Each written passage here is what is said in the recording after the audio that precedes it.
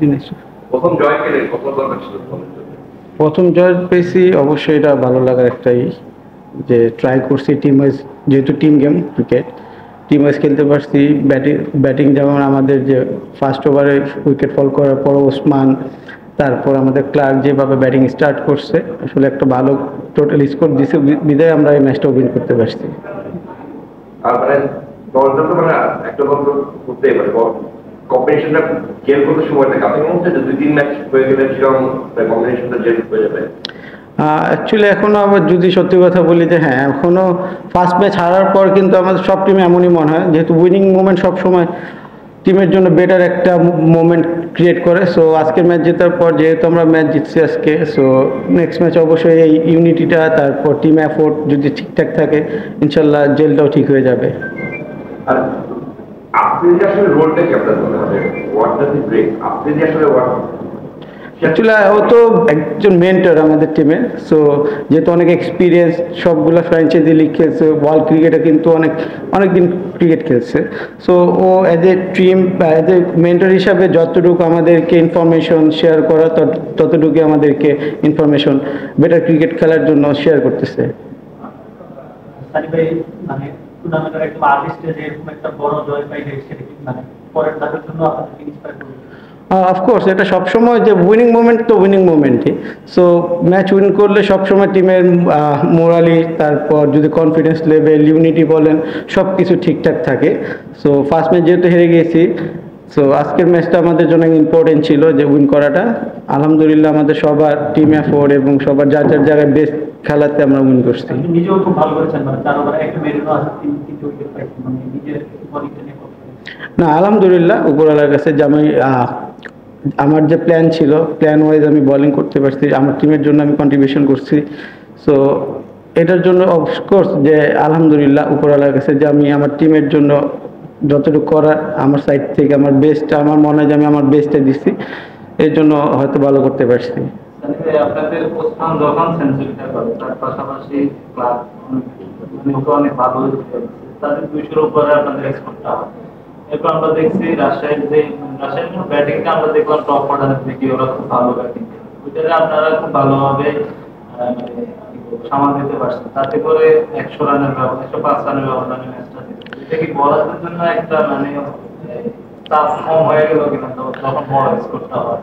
Of course বলারদের জন্য তো যখন বোর্ডে যখন বড় একটা বিগ স্কোর থাকে, আমাদের জন্য তো অফকোর্স এটা একটা যে একটু চাপটা কম থাকে। আর যেহেতু ওদের স্টার্টিং কিন্তু স্টার্ট খুব ভালো করছে পাওয়ার প্লে, তার টি-20 গেম শর্টার ভার্সনে কিন্তু যে মেন খেলাটাই কিন্তু 6 ওভার উপর ডিপেন্ড করে। সো আমরা আমাদের প্রসেসে ছিলাম যে বলারদের যে হ্যাঁ, 1-2 ওভারে দিকতে হয়তো রান স্কোর হবেই। সো প্যানিক যাতে না হই, কারণ 200 রান কিন্তু প্রতি ওভারে ওদেরকে অলমোস্ট 12-এর মতো রান দরকার ছিল। সো এটা এত ইজি না ক্রিকেটে, হয়তো 1-2 ওভার হয়তো রান হবে, হইতেই পারে। সো আমরা আমাদের মতো জাস্ট কাম ছিলাম যে না হবে, 1-2 ভালো বল হলে উইকেট বেড়ে গেলে ওরা প্রেশারে পড়বে। সো আমাদের সাইড থেকে আমাদের বেস্টটা ট্রাই করছি।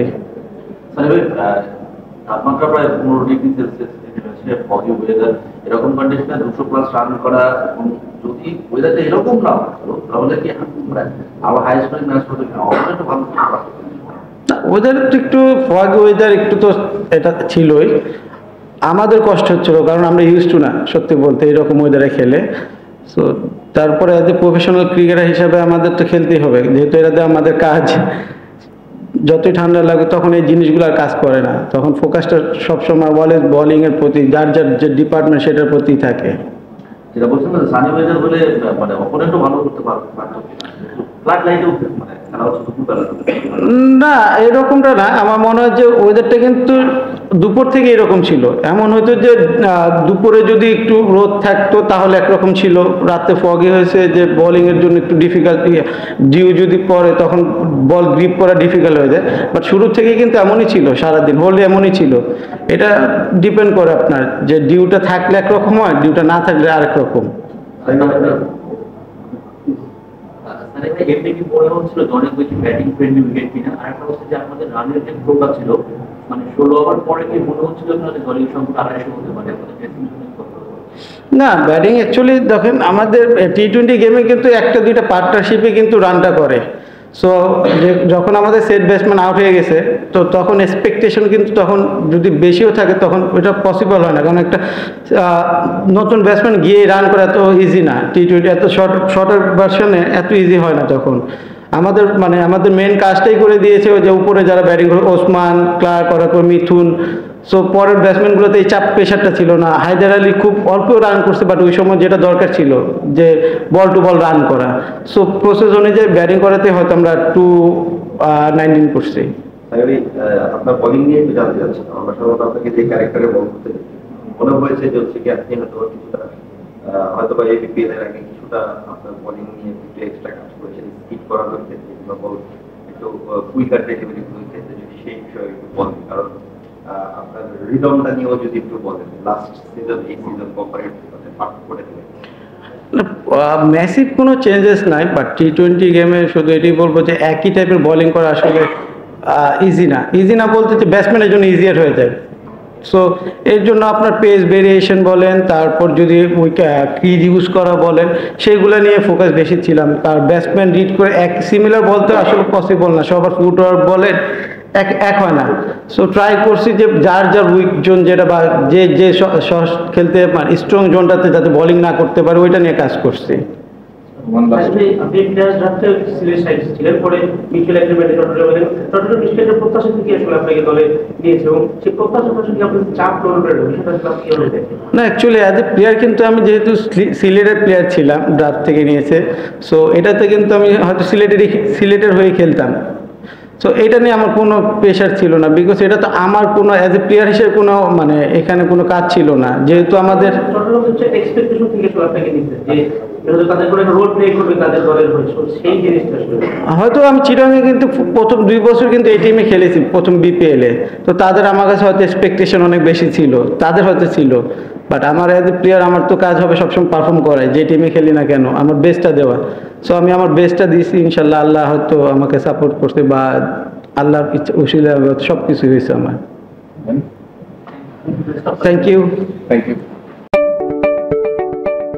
আপনি কি ফটোগ্রাফার খুঁজছেন?